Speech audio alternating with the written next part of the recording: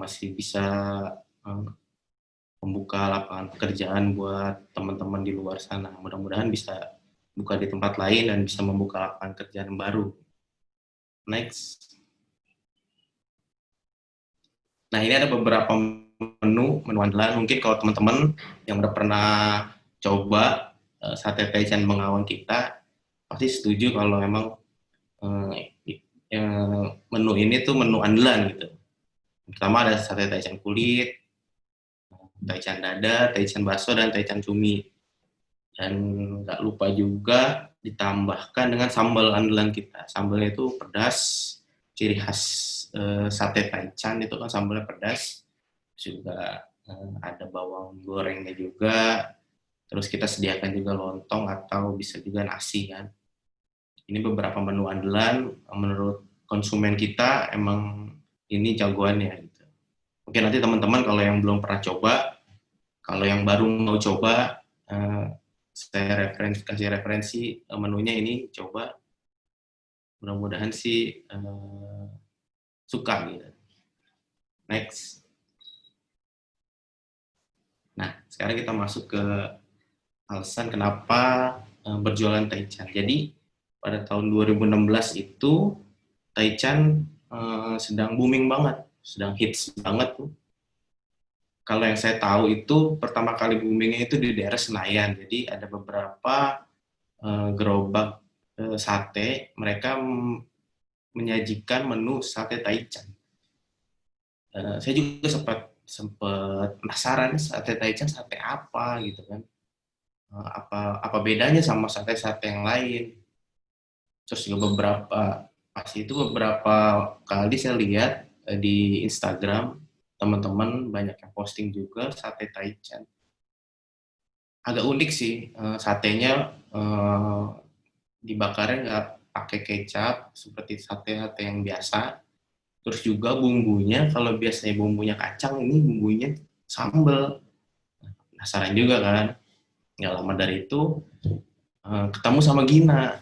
Jadi Gina itu partner saya di Sate Taichan Bengawan, jadi kita berdua yang buka ini dari awal. Saya ketemu Gina, ternyata si Gina punya resep Sate Taichan nih. Dia bilang ini resepnya enak nih, oke nih. Ya udah akhirnya kita coba beberapa kali, kita tes juga rasanya segala macam. Udah lama dari itu temen ada yang nawarin tempat di Bandung. Jadi dia sewa satu rumah gitu untuk usaha dia. Nah, di garasi mobilnya itu yang tadi fotonya kita lihat, garasi mobilnya itu kosong kan. Akhirnya dia nawarin mau buka di sini nggak? Mau buka apa? Terserah kata dia. Udah akhirnya diskusi sama Gina. Udah Gin, kita bismillah aja, kita coba nih, kita jual nih Taichannya, mudah-mudahan bagus nih prospeknya. Kenapa kita pilih Bandung? Karena kita tahu kan Bandung itu kan kalau untuk masalah kuliner itu paling juara lah. Di sana makanan-makanan apa juga istilahnya laku, rame, karena di sana kan tujuan wisata juga. Terus udaranya yang sejuk juga kan bisa menggugah selera gitu kan. Terus banyak juga mahasiswa-mahasiswi di sana, banyak kampus juga. Akhirnya kita putusin buka cabang pertama di sana gitu. Next. Nah, seperti kebanyakan usaha yang lain, kalau misalnya kita biasa pertama buka itu pasti ada tantangannya.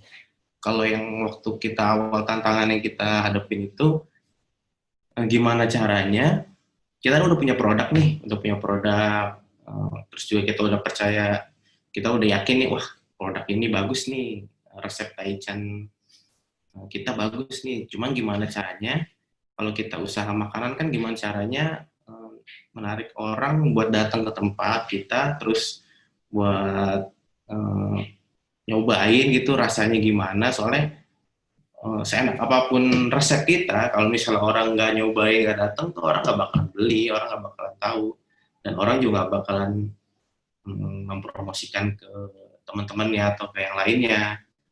Jadi strategi kita waktu awal gimana caranya orang biar datang dulu gitu. Nah kebetulan istri saya mengikut di media sosial itu lumayan banyak juga. Terus juga dia juga punya teman-teman yang bisa dibilang selebgram lah. Akhirnya mereka tuh membantu semua promosikan, terus mereview sate taichannya. Akhirnya alhamdulillah banyak yang datang, banyak yang nyoba. Akhirnya dari mulut ke mulut orang, akhirnya kita bisa sampai sekarang ini yang berkat bantuan dari teman-teman juga, dari konsumen juga. Kadang juga kita tanya ke konsumen, kira-kira kita mau buka di cabang di mana lagi nih yang kalian mau.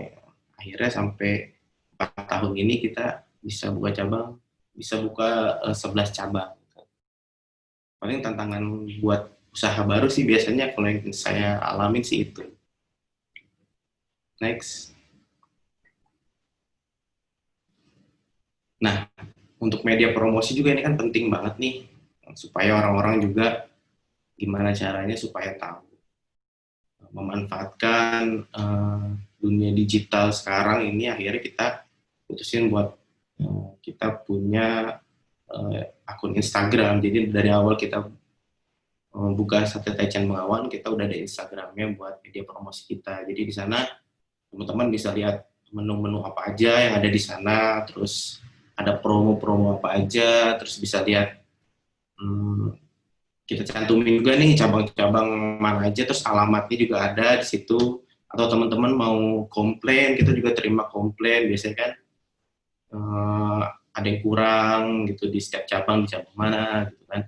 Jadi bisa via DM kita, biasanya ada admin kita yang ngebales, atau biasanya teman-teman tuh kebanyakan nge-tag kita kalau misalnya lagi makan taichan tuh pasti kita repost ulang supaya orang-orang yang lain juga nge-follow kita bisa lihat.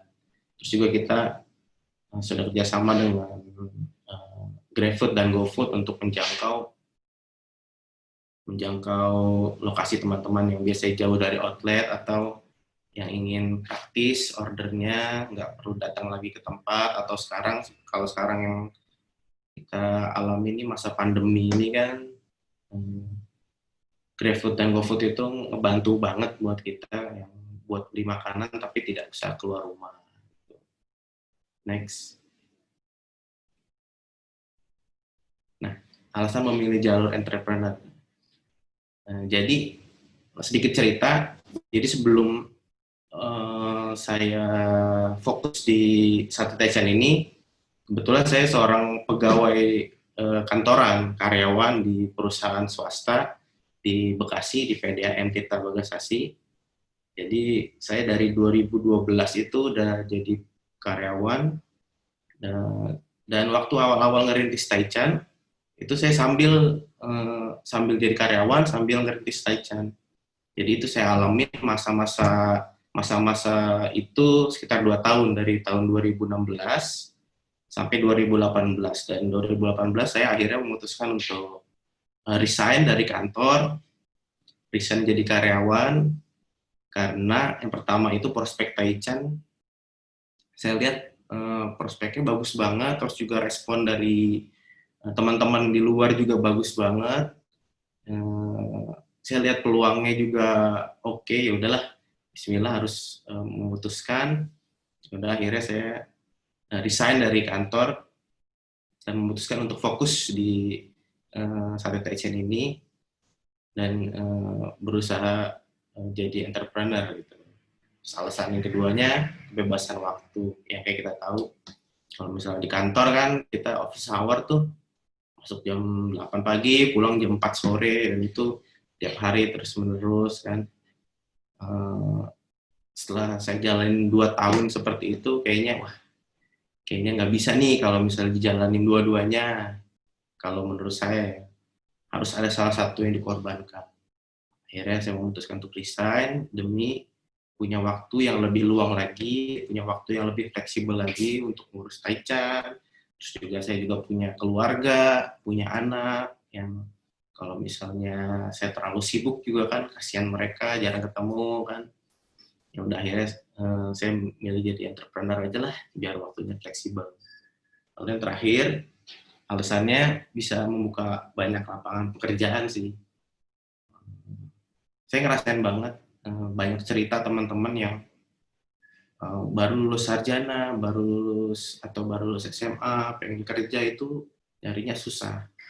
Akhirnya ya kita sebagai pemuda lah, saya sebagai pemuda, apa ya kontribusi yang bisa saya lakukan gitu buat istilahnya buat nggak usah yang besar-besar lah, buat lingkungan sekitar aja dulu atau teman-teman sekitar. Ya kayak contohnya cabang di Bekasi nih, tempat saya tinggal, eh, karyawan-karyawannya kebanyakan ya teman-teman atau tetangga-tetangga yang di sekitar rumah aja. Ada yang mau kerja nggak, segala macam kan. Akhirnya kita menawarkan mereka untuk daripada susah cari kerja, udah gabung dengan kita gitu. Jadi salah satu alasan jadi entrepreneur tuh biar supaya bisa kita berkontribusi lah, kita membuka lapangan pekerjaan, apalagi masa-masa sulit seperti ini kan, masa-masa pandemi ini banyak orang yang di PHK segala macam, terus juga lapangan pekerjaan semakin sedikit. Ya kita sebagai pemuda harus bisa mulai berpikir gimana caranya kita menciptakan lapangan pekerjaan untuk orang lain, gimana caranya kita memaksimalkan apa yang kita punya untuk membantu orang lain. Gitu. Ini sih beberapa alasan-alasan saya yang membuat saya memilih fokus jadi entrepreneur. Seperti itu. Next. Nah, ada beberapa tips nih. Tips yang selama ini yang saya lakukan dari awal mulai merintis Sate Taichan Bengawan, ya mungkin ini bisa diterapkan teman-teman. Sebenarnya nggak, kalau tips ini bisa digunakan nggak hanya di wirausaha, tapi untuk kalian yang masih kuliah atau kalian yang masih kerja di kantor itu bisa banget diterapkan. Jadi ini ada beberapa tips. Yang pertama, kita harus bisa memanfaatkan peluang. Sebenarnya kita, kalau misalnya kita jeli ya, kita tuh sebenarnya banyak banget peluang yang ada gitu sebenarnya. Cuman kadang kita ragu atau nggak percaya diri untuk ngambil peluang itu. Seperti saya yang pengalaman saya ngelihat peluang Taichan, peluang sate Taichan ini kayaknya bagus banget nih. Ya udah akhirnya Bismillah mulai mulai jalanin aja dulu. Nanti sisanya tinggal kita usahakan gitu. Jadi peluang sekecil apapun harus kita bisa manfaatkan. Lalu kita harus percaya diri. Percaya diri ini penting banget buat kita agar tetap termotivasi lah. Kalau kita udah nggak percaya diri tuh bawaannya tuh nggak semangat, pasti mau ngelakuin apa juga ragu-ragu, gitu kan. Jadi kita harus punya percaya diri. Lalu kerja keras ini pasti. Setelah kita percaya diri, pasti harus kita kerja keras. Semuanya kita maksimalkan. Apa yang kita punya, kita optimalkan supaya tujuan yang sudah kita inginkan itu bisa tercapai dengan maksimal. Lalu biasanya tips dari saya itu perbaiki silaturahmi. Ini saya alamin banget.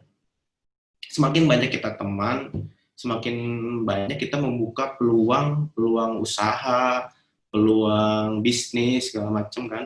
Seperti contohnya saya banyak temen nih, teman-teman yang baru, akhirnya mereka promosiin Taichan, nanti mereka kenalin ke teman yang lain, akhirnya dari mulut ke mulut itu bisa membantu mempromosikan produk yang kita punya. Dan yang terakhir, setelah kita bekerja keras, setelah ikhtiar yang kita lakukan, jangan lupa untuk doa. Kita pasrahkan semuanya pada Tuhan, pada Allah, supaya apa yang udah kita lakukan semuanya itu menjadi berkah, terus juga diridhoi. Dan yang terakhir itu jangan lupa amal. Amal itu untuk memperlancar semuanya semua usaha kita, semua ikhtiar kita, semua doa kita itu diperlancar dengan amal. Karena di sebagian dari rezeki kita itu ada yang milik orang lain. Seperti itu. Next. Nah, dari saya mungkin itu aja. Sedikit sharing tentang apa yang sudah saya alami selama merintis Satya Taichan Bengawan ini. Mudah-mudahan teman-teman semua yang hadir sekarang hari ini bisa lebih termotivasi lagi. Buat pemuda-pemudi, jangan patah semangat, kalian masih muda, lakukan apapun hal-hal positif, entah itu kalian masih kuliah, kerja, atau yang berwirausaha. Yakinkan diri kalian kalau kalian itu mampu. Kalaupun gagal, coba lagi. Kita masih muda, habiskan kuota gagal kita. Mudah-mudahan nanti kita bisa sukses di depan. Paling itu aja, Kang. Ya, mantap sekali tadi Kang Agus ya, sharing-sharing banyak banget yang bisa kita ambil di sana. Gimana yang awalnya cuman dari garasi, tapi sekarang udah ada 12 cabang. Waduh. Terus tadi juga saya ngelihat sebenarnya kuncinya mungkin tadi di silaturahmi tadi ya. Pertama dari menemukan orang yang tepat, gimana resepnya gimana-gimana. Terus juga tadi juga bantu-bantu promosi ya, saling membantu, saling support sama teman-teman, hingga akhirnya juga viral nih Satya Taichan dan bisa berkembang seperti sekarang. Tadi quote yang menarik bagus juga dari Kang Agus, habiskan kuota gagalmu selagi masih muda. Jadi buat teman-teman nih jangan takut gimana-gimana, coba aja terus, karena gagal tuh ada kuotanya. Begitu kuotanya habis, insya Allah akan berhasil. Terima kasih banyak Kang Agus. Mungkin dapat beristirahat dulu sambil menunggu sesi tanya jawab nanti. Mungkin untuk selanjutnya kita sambut narasumber kita yang gak kalah hebat nih dari ini. Ini kalau Kang Agus lebih ke pejuang kuliner, nah kalau ini pejuang startup, ada Kang Ahmad Faiz Sahufala, founder dari Eduka System. Mangga Kang Faiz, waktu dan tempatnya saya persilahkan. Oke, izin share screen ya.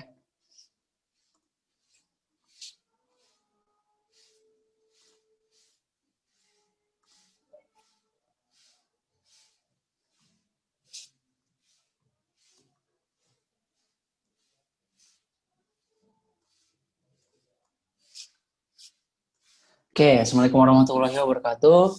Selamat siang semuanya. Terima kasih udah hadir di seminar ini dan juga terima kasih banyak buat Legalken yang udah ngundang aku juga di sini. Jadi mungkin ini sebentar aku pengen ceritain aja sih tentang Eduka dan topik yang pengen aku angkat di sini, gimana kita bisa level up our environment, gimana kita bisa ningkatin lingkungan kita dengan sebuah karya gitu. Nah, mungkin karya di sini apa sih gitu ya. Nah, ntar aku jelasin tengah-tengah ya. Tapi sebelumnya ya, baiknya kita kenalan dulu lah lebih dalam gitu. Jadi perkenalkan dulu, ya aku Faiz. Aku sekarang kondisinya masih mahasiswa sebenarnya, tapi mahasiswa udah tingkat akhir ya.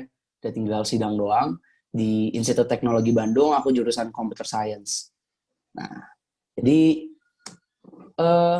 sejujurnya aku ini emang dari awal pas masuk kuliah ini, pas 2016 ini kan memang lagi zaman-zamannya itu startupnya lagi booming gitu ya. Lagi udah banyak unicorn dari Indonesia yang muncul. Nah, di situ juga salah satu motivasi aku lah, ya aku juga pengen membuat bisnis, aku pengen punya startup sendiri.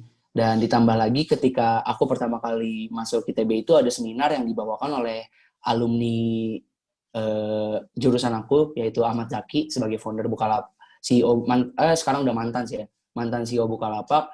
Ya di situ dia cerita tentang perjuangan dia pas membuat Bukalapak dan tantangan-tantangannya apa saja, dan ya di situ kayak bener-bener ngebuat pemantik aku yang jadi semangat lah untuk sampai sekarang bisa buat startup edukasi sistem ini gitu. Jadi emang dari awal apa ya, bisa dibilang karena pas aku kan juga di Bandung ya ininya kuliahnya gitu. Tapi sebenarnya aku orang Bekasi gitu.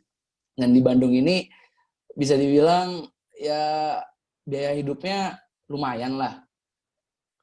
Kayak dari kosan, makan dan lain-lain, sehingga satu sisi ya aku juga butuh aku nggak punya uang jajan yang banyak gitu yang dikasih oleh keluarga. Mau nggak mau ya aku mau nyari duit sendiri lah gitu ketika aku pas lagi kuliah ini ya. Jadi eh, aku mencoba banyak hal lah dulu pas lagi kuliah awal-awal ya. Aku pernah jadi guru fasilitator ngajar di Indonesian Android Kejar. Aku juga coba-coba proyekan Android karena dulu awalnya ini aku memang sebagai freelance developer gitu, dan developernya fokusnya di Android waktu itu. Ya aku juga coba internship di beberapa tempat kayak ada Bandung Digital Valley, ada GDP Labs, dan banyak banget hal yang udah aku coba untuk nge-create money gitu ya, nge-create uang gitu. Ketika awal-awal aku di kuliah ini. Ya, pertama aku sempat iseng dulu ketika pas awal-awal kuliah aku punya motor, dan ya udahlah cobain aja nge-Grab gitu kan.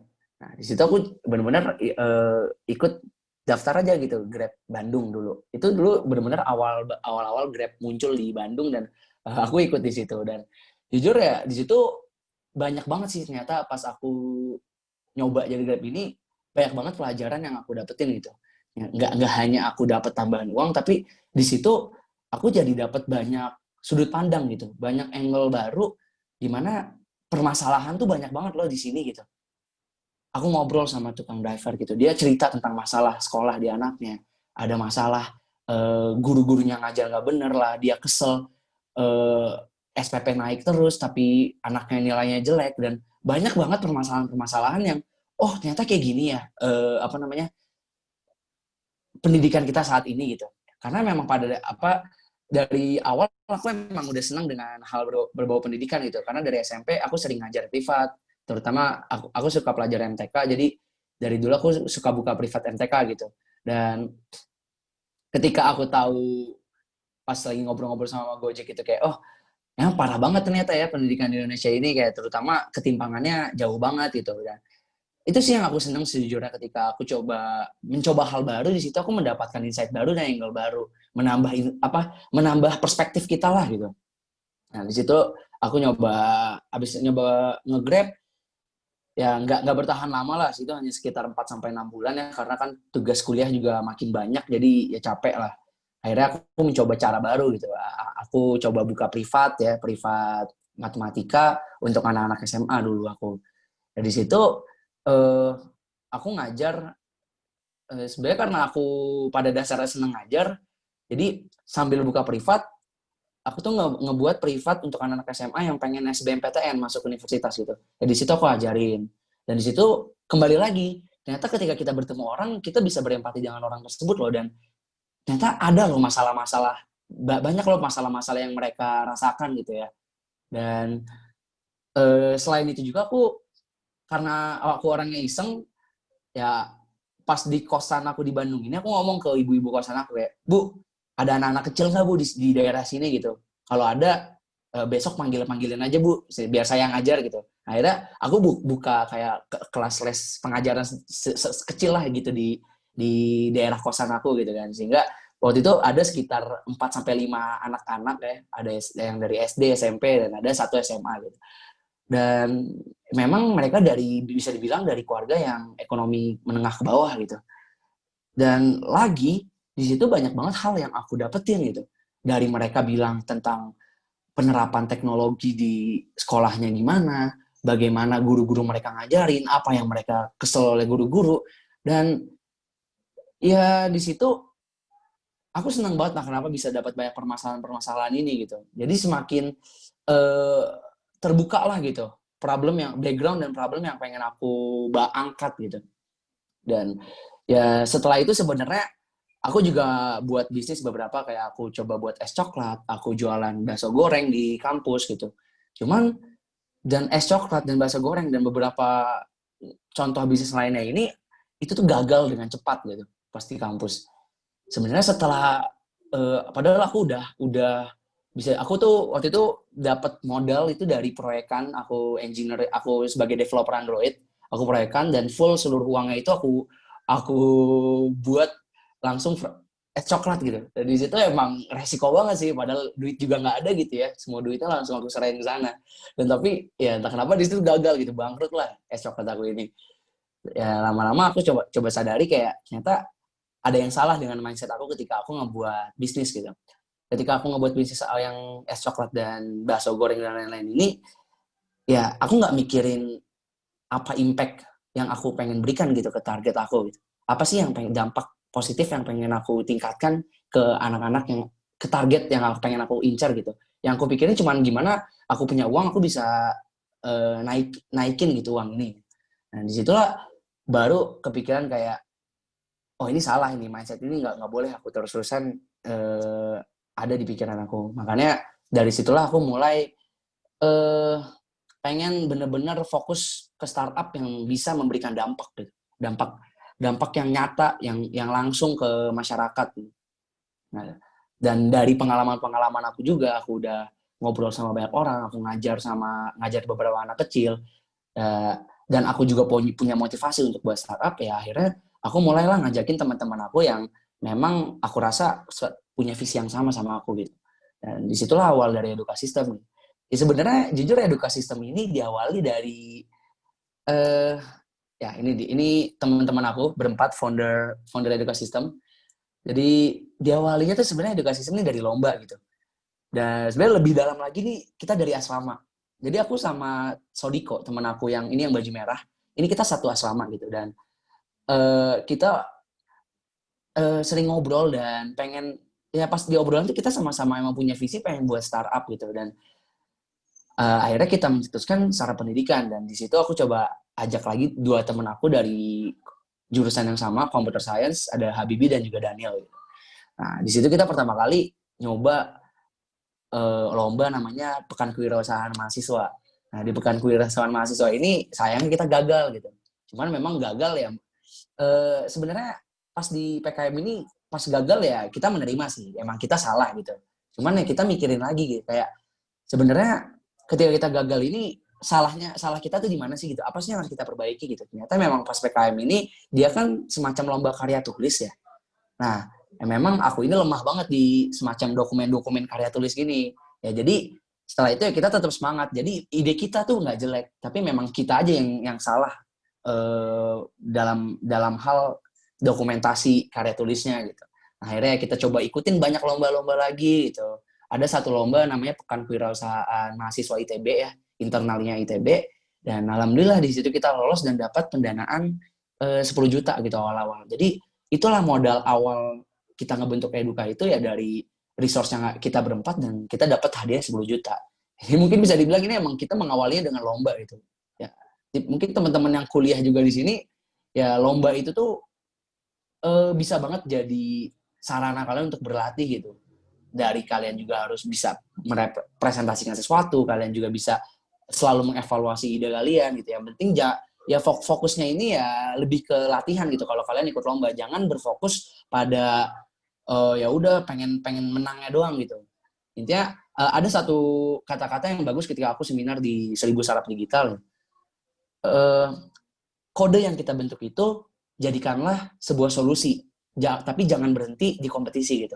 Kadang itu kan kita suka kayak buat ide terus ikutin lomba terus udah menang lomba selesai gitu kan. Nah itu yang kadang mindset yang menurut aku kurang bagus lah gitu.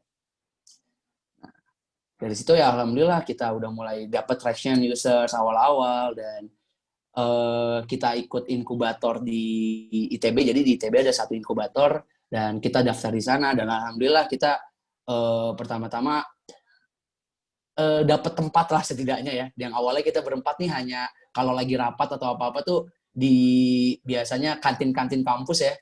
Sekarang udah mulai pindah nih. Kita waktu itu ke Greater ITB namanya sebuah inkubasi dan di sini kita juga pertama kali aku bertemu Kang Billy Legalken dan tim Legalken lainnya. Nah, jadi kita sebenarnya sama Legalken ini udah deket banget lah karena udah satu inkubasi bareng-bareng waktu itu. Oke, kita lanjut lagi dan Ya setelah beberapa tahun dan sekarang udah tahun ke 2,5 lah Eduka ada, dan alhamdulillah sekarang kita udah punya kantor sendiri di Bandung dan karyawannya udah lebih dari 50 gitu. Jadi ini adalah yang aku sebut sebagai gimana kita bisa meningkatkan lingkungan kita dengan karya gitu. Karena karya ini ada pada definisinya sendiri adalah sebuah hal atau sebuah eh, hasil yang berdampak gitu. Nah, tapi kita yang menentukan dampak apa sih yang mau kita kasih, dampak positif atau dampak negatif gitu. Jadi sebenarnya apapun hal kecil yang kalian lakukan ketika itu berdampak, berarti kalian sudah berkarya gitu. Sebatas kalian melihat ada ibu-ibu yang pengen nyebrang jalan gitu, nenek-nenek mau nyebrang jalan dan kalian bantu, ini tuh adalah karya yang kalian lakukan gitu. Jadi nggak mesti kontribusi itu adalah sebuah hal yang besar, nggak pasti kalian harus membuat suatu tangible things yang benar-benar nyata gitu. Tapi hal-hal kecil yang kalian lakukan itu juga suatu kontribusi, suatu karya yang berdampak positif gitu. Nah, mulailah dari karya-karya kecil itu dulu sih menurut aku, barulah kalian bisa banyak ke hal-hal yang lebih besar gitu. Dan mungkin kalau aku cerita tentang edukasi sistem ini sendiri ya, jadi sebenarnya edukasi sistem ini kita adalah startup edukasi lah pada tapi jadi kita di sini nih fokusnya pengen memberikan membuat siswa-siswa ini bisa acquire complex problem solving skills gitu. Karena kita rasa masih banyak banget siswa-siswa di Indonesia ini yang punya pemahaman tuh yang sangat rigid gitu, kaku. Materi-materi yang mereka ketahui ya mereka hanya mengetahui materi tersebut, tapi nggak tahu gimana penerapan ilmunya di kehidupan sehari-hari gitu. Nah, makanya kita memutuskan mau masuk ke sektor pendidikan. Nah, tapi ketika kita masuk ke sektor pendidikan pun kita mikir-mikir dong, udah banyak edtech di Indonesia ini loh, ada Zenius, ada Ruang Guru, ada Kuiper, ada yang lain-lainnya gitu. Gimana kita bisa bersaing ketika udah banyak big edtech di Indonesia? Nah, di situ kita berpikir kayak aku baca satu buku namanya From Zero to One, itu bukunya Peter Thiel, dia pembuat PayPal. Dia selalu bilang startup yang bagus adalah startup yang punya rahasia gitu di dalamnya, punya secret, dimana dan juga startupnya itu sebisa mungkin menghindari kompetisi gitu. Jadi jangan sampai kita tuh malah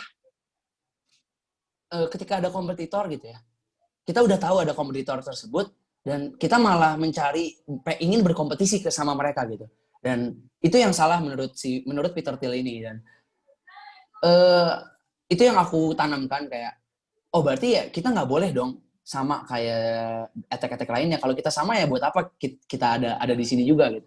Makanya ini salah satu pembeda di antara kita dengan beberapa edtech lainnya gitu. Ini ada 4 tahap dalam pengajaran ya. Aku jelasin secara singkat. Jadi tahap paling bawah ini ketika kita ngajar anak yang belum sadar kalau diri dia ini bodoh gitu. Nah, masuk ke tahap kedua, ketika anak tersebut sadar ketika diri dia bodoh. Nah, terus ke tahap ketiga, dia sadar ketika diri dia ini tuh, dia tuh sadar bahwa dia tuh udah ngerti ilmu tersebut. Nah, terus ada tahap terakhir ketika dia tuh nggak sadar kalau diri dia tuh pinter. Mungkin anggapannya kayak kita nih, 1 tambah 1 menurut kita mungkin gampang banget lah. Tapi kalau misalkan untuk anak TK, itu mungkin susah banget.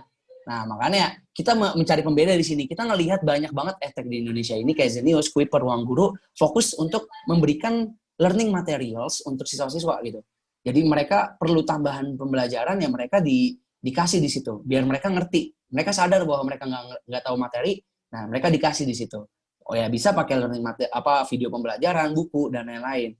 Ya, terus kalau kita di role yang berbeda dari mereka. Setelah mereka mendapatkan pembelajaran dari manapun, nah kita adalah platform pelatihan gitu. Jadi mungkin kalau kita dulu pas sekolah atau kuliah, kita biasanya dikasih 2 buku kan, ada buku textbook sama buku exercise book gitu, buku latihan. Nah kita nih di sini Eduka bertindak sebagai buku latihan gitu. Jadi aku selalu bilang kalau misalkan ditanya sama orang, kalian emang berani berkompetisi sama edtech besar? Aku selalu bilang enggak, kita nggak berkompetisi sama mereka kok. Justru kita nge-complete education environment di Indonesia gitu. Karena memang jujur, ini adalah idealisme dari aku juga sendiri ya. Aku tuh pengen, nggak mau pengen, Eduka ini nih berkompetisi dengan sekolah gitu. Ya mungkin ini adalah salah satu idealisme yang sangat debatable ya. Tapi ya ini adalah idealisme yang aku bawa sampai sekarang. Karena aku merasa banyak edtech di luar sana itu yang berlomba-lomba untuk menjadi substitut dari sekolah gitu. Ya kayak apa namanya? Kita bisa bilang ada bimbingan belajar gitu. Karena dari idealisme aku sendiri, aku merasa ketika pendidikan di Indonesia ini bagus, sekolah itu bagus di Indonesia, seharusnya bimbingan belajar itu udah nggak dibutuhkan.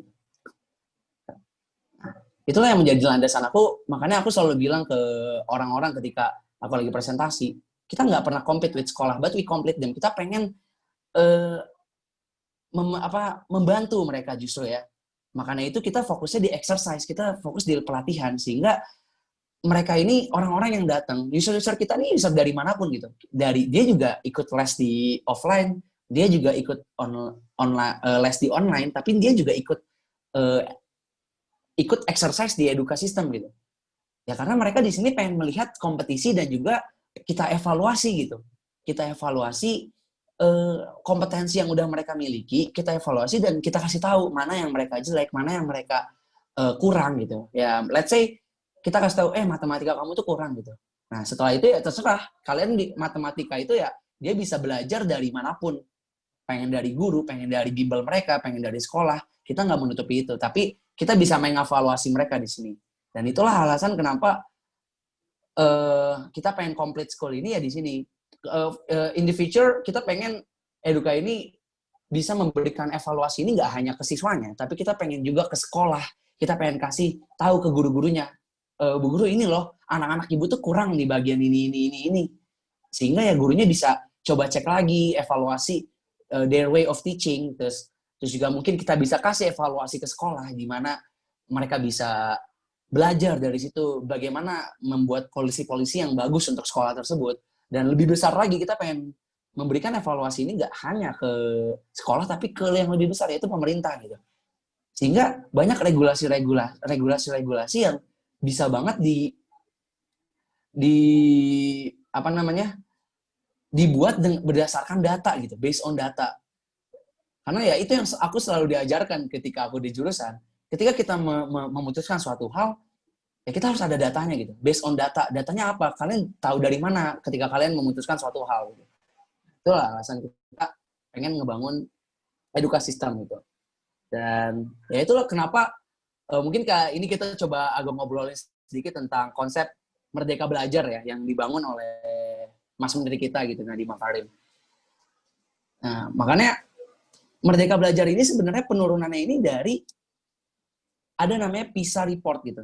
PISA ini kayak asesmen internasional di mana dapat memperlihatkan kemampuan matematika, literasi dan juga sainsnya siswa dalam suatu negara gitu. Nah, di sini di PISA ini sendiri itu dikasih tahu kayak ibaratnya Indonesia ini nih kita top 10 paling bawah gitu ya. Kalau ironinya gitu. Kayak matematika kita tuh ranking 73, reading kita ranking 74, science kita ranking 71.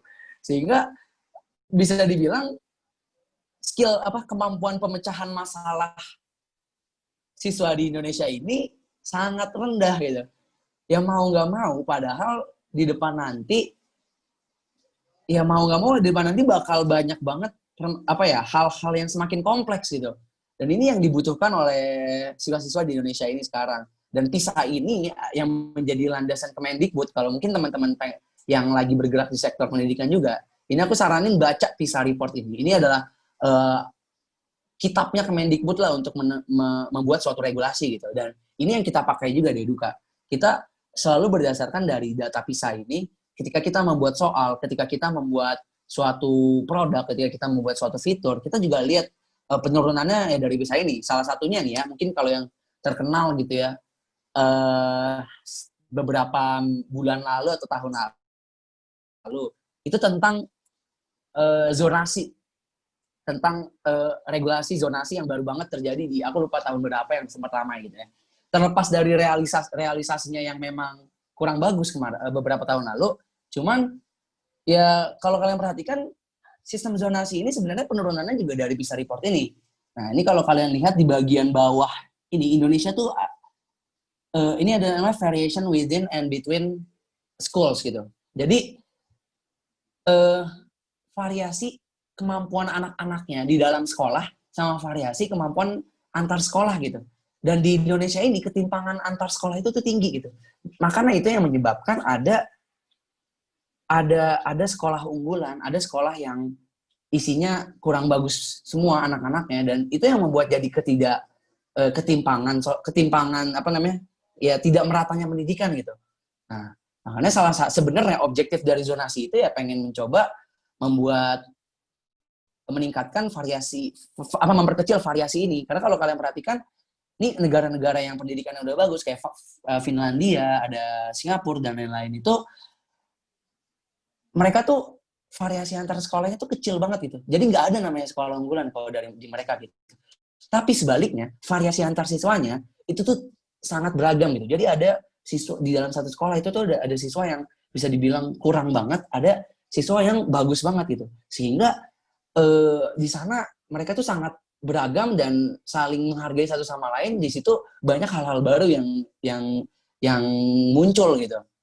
Sedangkan kalau kita lihat di Indonesia sendiri, ya biasanya ya sekolah unggulan isinya anak-anak unggulan semua, dan sebaliknya sekolah yang kurang unggulan isinya anak-anak yang kurang bagus. Dan inilah yang menjadikan ya efek penyebab, bisa dibilang kemampuan problem solving di Indonesia ini masih kurang gitu. Ya ini baru satu data, dan kalau teman-teman kepo ya, itu bisa banyak baca di PISA results itu sendiri gitu. Jadi ya ya inilah tentang ibaratnya pendidikan di Indonesia ini, dan harapannya sih makanya aku ini di Eduka ini pengen banget selalu meningkatkan kemampuan problem solving siswa ini. Makanya kita tuh kalau di Eduka selalu ngasih soal-soal latihan itu tuh yang apa namanya HOTS gitu ya, high order thinking skills, di mana biar anak-anak ini tahu gitu aplikasi dalam sebuah ilmu tuh apa gitu. Kayak contoh gitu, ya kayak corona gini, kita lagi bikin tentang soal tentang virus gitu, tentang ekonomi misalkan, apa dampak corona terhadap ekonomi, sehingga mereka tahu, ternyata yang aku pelajarin ini tuh kayak gini ya implementasinya di kehidupan nyata gitu. Nggak hanya cuman kayak soal-soal yang standar yang biasa kita temukan di ujian-ujian dulu gitu. Karena pengen kurikulumnya sama juga ya,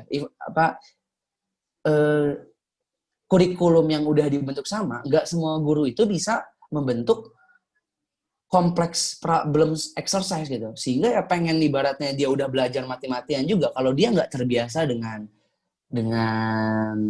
soal-soal yang susah, soal-soal yang kompleks, ya dia bakal kalah juga oleh sekolah-sekolah unggulan yang memang sudah menyediakan kompleks problem exercise. Nah, makanya mungkin kita bisa ngeliat lah, majority dari orang-orang yang masuk ke universitas-universitas di Indonesia, kayak top uni di Indonesia ini, rata-rata pasti datang dari favorite schools atau big cities di Indonesia. Nah, ini kan udah memperlihatkan education gap banget sebenarnya. Nah, apa namanya, ya salah satunya apa, karena mereka nggak terbiasa gitu dengan soal-soal yang kompleks. Kayak anak-anak yang aku ajar juga mereka ngomong gitu kayak mereka selalu bilang kayak soal-soal yang dikasih gurunya itu ya gampang-gampang banget gitu, tapi ketika mereka dikasih soal yang standar nasional, mereka pasti bakal kaget gitu, karena ya mereka nggak terbiasa dengan soal-soal tersebut. Nah, disitulah kita pengen masuk, kita pengen bantu anak-anak itu terbiasa, dan terakhir membantu guru juga untuk mengevaluasi cara dia mengajar. Mungkin ini ada beberapa tips juga ya terakhir dari aku, gimana sih kita untuk membangun awal-awal sebuah startup. Ya, pertama, kalian harus punya background yang jelas. Apa kondisi ideal yang pengen kalian achieve lah. Yang kedua, kalian harus benar-benar cari problem yang sebenarnya itu apa gitu. Tell the problem gitu. Ya, cari aja gitu sekeliling kalian. Pasti banyak banget masalah. Dan yang paling penting adalah kalian harus berempati gitu kepada user kalian. Makanya rata-rata orang yang buat startup itu harus lebih mudah ketika kalian sesuai dengan apa hobi kalian gitu ya. Contoh kayak aku hobi ngajar dan aku buat startup edukasi. Di situ aku akan mudah berempati dengan user aku juga. Dan problemnya jadi lebih nyata gitu kelihatan. Ketiga, ada opportunity apa sih yang kalian lihat itu? Momentum kah? Atau kalian punya resource yang besar? Atau ada regulasi baru dari pemerintah? Dan sebesar apa kompetisi di market gitu? Dan itu yang harus kalian lihat. Sebelum terakhir ya carilah solusi apa yang pengen kalian bentuk dari permasalahan tersebut. Dan yang paling penting, cari teman. Karena jujur akan sangat sulit ketika kalian ngebangun startup sendirian. Ya bisa sih, cuman capek aja gitu. Nah itu sih dari aku. Ya, terima kasih. Cukup. Semoga bisa membuat teman-teman yang lagi mikirin startup bisa ya termotivasi dan tahu lah kira-kira tantangannya akan ada di mana aja dan apa yang harus dilakukan di awal-awal. Karena biasanya paling susah itu ketika kita pengen mengawalinya ini sih, ketika pengen buat startup tuh.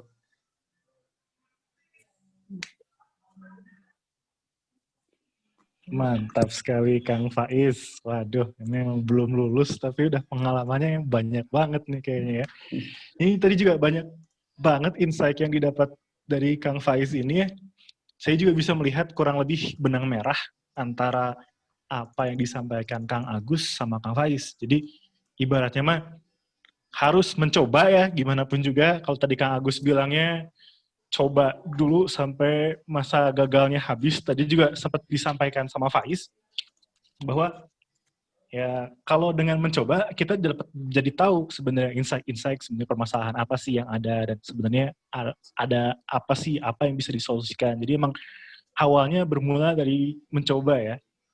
Lalu juga tadi menarik bahwa sekarang nih eranya bukan era kompetisi ya, bahwa kita nih harus berkolaborasi. Jadi penting juga punya founding team yang solid, terus juga partner-partner, rekanan-rekanan, supaya bisa jalan bisnisnya dengan lancar. Jadi jangan coba sendirilah, coba ajak teman-temannya untuk memulai bisnis, karena kalau sendiri susah lah. Terus juga tadi menarik juga bahwa ya dari Kang Agus sama Faiz, sebenarnya dari entrepreneur nih berkarya ya utamanya ya. Bukan ujung-ujungnya cari uang atau gimana-gimana, tapi emang dengan berkarya, insya Allah uang mah datang dengan sendirinya. Mantap sekali sharing sessionnya dari Kang Agus dan Kang Faiz. Faiz juga mantap. Terima kasih telah berkenan hadir di sini. Dan buat teman-teman juga mungkin yang masih ingin mengenal Faiz atau Eduka atau Sate Taichan Bengawan, bisa follow akun Instagram masing-masing, Eduka di @edukasystem, dan kalau Taichan di Taichan @taichan Bengawan. Nah, sekarang kita masuk ke sesi tanya jawab. Kayaknya udah banyak banget pertanyaan yang masuk. Mungkin kita masuk dulu dari pertanyaan pertama. Pertanyaan pertama ini dari Kak Ricky Stephen Manalu. Halo Kak, saya mau bertanya bagaimana cara menggali atau mengenali kemampuan potensi diri. Jadi sebenarnya gimana sih cara tahu kita nih bakatnya potensinya di mana? Salah satu lagi, bagaimana cara mengatasi pola pikir yang lebih mendengarkan kata orang terlebih dahulu sebelum mencoba? Apakah ada tips sederhananya? Jadi gimana sih supaya pola pikirnya tuh berani mencoba gitu? Mungkin dari Kang Agus dulu, Mangga? Oke. Bagaimana cara menggali atau mengenali potensi diri ya? Biasanya kalau yang saya lakuin sih ya, karena kalau saya sih orangnya suka merenung, bengong lah gitu. Kira-kira yang pengen kita jalanin terus, yang pernah kita jalanin terus kita ngerasa enak itu apa gitu? Yang pernah kita lakuin misalnya. Saya pernah jualan kaos misalnya. Wah ternyata saya menikmati gitu jualan kaos walaupun untungnya nggak seberapa atau yang beli sedikit, tapi saya menikmati gitu. Wah berarti saya punya potensi di situ. Kalau menurut saya yang yang kita bisa bilang potensi itu bagaimana ketika kita menjalaninya itu kita merasa nyaman. Itu aja dulu. Soalnya kalau misalnya kita nggak ngerasa nyaman, walaupun itu menghasilkan sesuatu atau menghasilkan uang yang lumayan gitu, cuman suatu saat nanti pasti kita cepat selesainya gitu. Jadi kalau misalnya kalian mau nyari potensi diri, coba ingat-ingat, atau kalaupun kalian belum pernah coba sesuatu, ya coba aja dulu. Lihat teman gitu, teman misalnya pernah nyoba apa nih? Pernah nyoba usaha apa? Pernah nyoba membuat sesuatu apa nih? Coba kita lakukan, terus kalau itu ngerasa nyaman di kitanya, terus juga mampu menghasilkan, ya udah terusin gitu. Biasanya kalau saya sih gitu, kalau saya tuh orangnya kebanyakan merenung. Nah, apalagi ya yang waktu itu pernah saya coba, terus saya ngerasa, waduh enak banget sih. Walaupun hasilnya kurang, tapi saya ngerasa puas di situ. Nah, berarti kalau saya sih yakininnya kalau potensi itu ya itu sesuatu yang kita lakuin,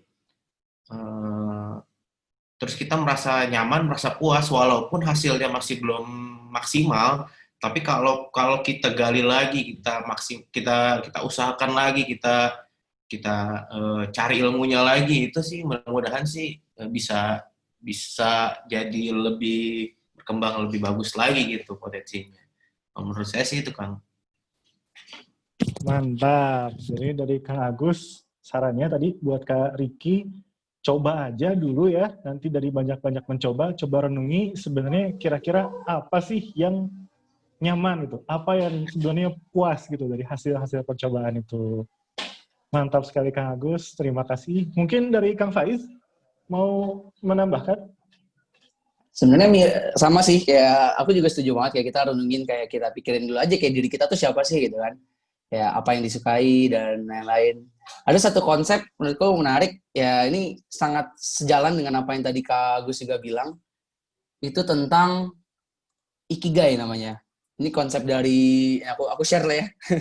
Ini konsep dari Jepang nih, kayak kita disuruh nyari Japanese concept meaning a reason for being gitu, kayak apa sih yang kita suka dan apa yang dibutuhkan oleh dunia, dan apa sih yang kita tuh jago di bagian apa, dan apa yang kita tuh bisa dibayar oleh hal-hal tersebut gitu. Dan ketika kita udah menemukan 4 hal ini dan itu beririsan semua, kalau di Jepang itu ya berarti kita udah menemukan ikigai kita gitu.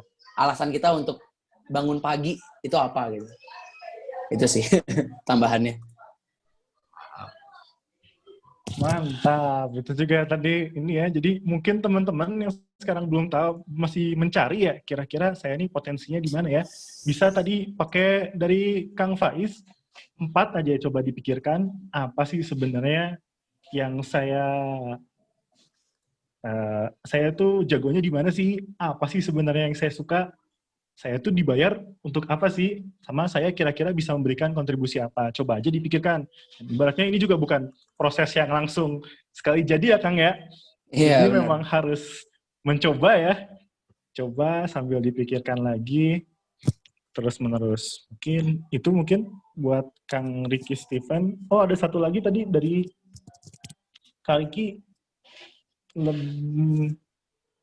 Bagaimana cara mengatasi pola pikir yang lebih mendengarkan orang terlebih dahulu sebelum mencoba. Jadi supaya nggak takut mencoba, nggak takut gagal mungkin. Ada bisa ditambahkan lagi dari Kang Agus? Ya kadang sih emang banyak juga ya orang masukan-masukan dari orang, atau apalagi kalau misalnya kita baru memulai usaha nih, terus kita ngobrol sama orang yang sudah memulai usaha, biasanya ada insight-insight yang sudah dia lakukan dan berhasil. Cuman kadang saya nggak terlalu, ya oke lah, masukannya kita terima masukannya, tapi tetap kita jalanin apa yang ada yang sesuai dengan kita aja gitu. Baik lagi yang nyaman buat kita gitu. Mau masukannya seperti apa, kita kumpulin aja dulu, kita olah lagi kira-kira yang masuk dengan kita nih apa nih, yang masuk dengan visi kita awal kita mau buka usaha nih apa. Jadi sebenarnya masukan dari orang atau kritik dari orang itu sebenarnya kita terima aja dulu. Kita terima dulu, nanti kita olah lagi mana yang sesuai dengan kita, mana yang enggak gitu. Jadi sebenarnya masukan dari orang itu perlu juga, apalagi orang-orang yang udah berpengalaman, orang-orang yang sudah memulai usaha. Cuman kadang masukan yang mereka sampaikan itu kadang jadi setiap satu usaha dengan usaha lain kan walaupun usahanya misalnya makanan nih, terus kayak misalnya saya jualan sate taichan, teman saya jualan misalnya martabak, nah saya kasih tahu saya jualan taichan begini, coba diterapin di martabak, itu kadang suka nggak bisa. Jadi makanya pentingnya kita olah lagi tuh masukannya, kita olah lagi insight-nya supaya sesuai dengan visi kita awal gitu.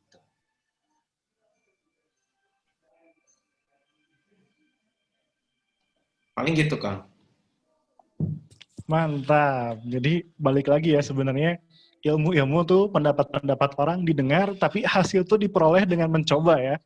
Jadi belum tentu apa yang ada teorinya tuh belum tentu benar. Tetap harus dicoba sama kitanya, apakah ini pas sama bisnis kita atau enggak. Perlu dicoba. Jadi mungkin itu buat Kang Riki, Kak Riki. Terima kasih Kang Agus. Ini masih banyak pertanyaan-pertanyaan lagi yang menunggu. Pertanyaan kedua dari Kak Febriani Angelika Sinabutar. Selamat siang Kak, izin bertanya. Bagaimana cara kita melihat peluang usaha sekarang di masa pandemi? Wah, ini juga pertanyaannya. Mungkin Kang Faiz dulu bisa menjawab. Menarik. Sebenarnya jujur aku nggak terlalu punya banyak saran yang bagus di sini. Cuman kalau misalkan peluang usaha di masa pandemi ya, mungkin aku lebih relate-nya ke peluang strategi apa yang aku pernah terapkan ketika pandemi. Karena dulu ini pas eduka awal-awal pandemi, kita ya pelajari dulu pandemi itu apa dan apa efeknya ke ekonomi gitu. Jadi ya yang paling kelihatan adalah daya beli pengguna itu turun ketika pandemi. Sehingga kita akan sulit untuk minta uang lah bisa diberarti ya. Minta uang ke mereka ketika masa-masa pandemi kemarin ini nih. Makanya kita cari strategi gimana nge-force bahwa bisa melakukan pembelian di awal pandemi sehingga nggak merosot banget lah gitu. Dan kedua, kalau peluang potensi yang paling besar kan menurut aku ketika pandemi ya pasti kebutuhan dasar sih ya. Kayak ya makanan, ibaratnya ya kebutuhan dasar manusia itu pasti bakal jadi potensi yang besar untuk sekarang gitu. Kalau ibaratnya tidak sesuai dengan basic potensi yang dimiliki, ya menurut aku ya justru itu kayak kata Kak Agus tadi, coba aja dulu. Ya kalau kita belum coba kan kita nggak tahu nanti. Mantap. Nuhun Kang Faiz. Jadi memang di masa pandemi ini daya beli masyarakat juga turun ya. Kita juga tahu bahwa pemasukan sedikit susah, jadi daya belinya juga turun untuk jual produk. Tapi bisa dicoba, coba aja dulu ya maksudnya. Coba aja dulu. Nggak tahu sebenarnya bisnis mana yang berhasil atau enggak. Dan rezeki mah sudah diatur ya Kang ya. Mungkin Kang Agus ingin menambahkan? Ya emang masa-masa pandemi ini kan sulit banget ya. Sulit untuk yang sudah punya usaha, apalagi yang belum punya usaha. Kalau saya sih bisa kasih saran yang karena saya sudah punya usaha, ya kayak kan Pak Es tadi bilang strategi-strategi dalam masa pandemi ini gimana. Paling waktu saya awal-awal pandemi itu kayak, waduh, ini bakalan susah nih buat jualan. Cuman yang paling pertama itu saya yakinin diri saya dulu sendiri. Saya yakinin dulu diri sendiri kalau semuanya bakalan baik-baik aja gitu. mindset-nya kita rubah dulu, mindset kita sendiri kita dulu nih awal nih. Sebelum kita, karena saya punya karyawan, jadi saya sebagai pimpinan harus tenang dulu, harus gimana memikirkan nasib-nasib mereka. Ya akhirnya ya udah saya maksimalkan aja tuh yang bisa. Karena nggak bisa makan di tempat ya udah kita buat promosi lagi, terus juga dari Gojek dan GrabPay kita ikut promo-promo yang mereka bikin lah. Apa aja nih, karena belum bisa makan di tempat, jadi supaya walaupun nggak bisa makan di tempat, mereka bisa menikmati makanan di rumah dan ada promo yang mereka dapatkan. Jadi walaupun